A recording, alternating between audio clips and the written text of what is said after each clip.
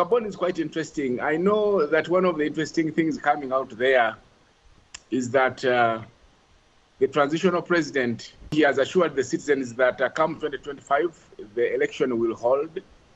So he's just a transitional president, and that remains to be seen, by the way, because Central Africa is an interesting part of Africa where there's something about Central Africa and the presidency and longevity, because three out of the 6 or 5 longest serving presidents are in this region.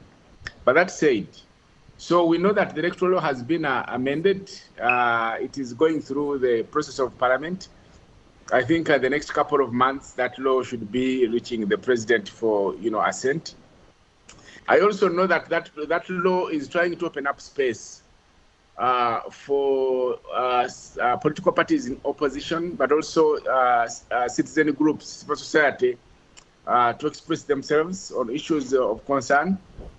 I know that so there is a sense in which people are optimistic that maybe it was for the better that the coup happened. Maybe that's why we didn't see a lot of pressure coming from the African Union, from the international community, calling on the coup or the junta leader to step aside, like we've seen in other countries, in Niger, in Mali, and Burkina Faso. We've seen the international community, rise up to say these people need to step down, but we didn't see that kind of stuff happening in Gabon. So the timing could have been perfect for a coup in Gabon. On the ground, when you talk to citizens on the streets, you hear them saying, "Oh, the prices of gas have gone down. At least the prices of sugar, rice have gone down. So inflation is being contained." And of course, the reason they gave was that the Electoral Commission had failed to deliver a free and fair election. Ondosa himself, who was claiming he had won, and so when he comes in and starts, determines that my starting point is going to be reforming the electoral law, which then would also give way for him to reform the electoral management body.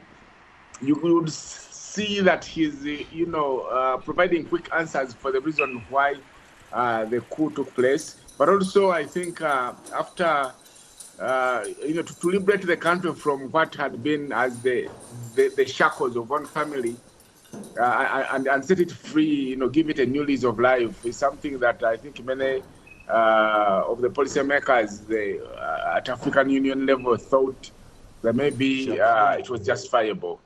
Military men and women in uniform are not to be trusted with power because they love it much more than civilians do. There is a way it tastes sweeter to the men and women in uniform than it would to the civilians, and so they cling on to it with all their might. So it remains to be seen whether really, after a few years, we will not descend into the very, challenges that, bedeviled the regime of the Bongo family.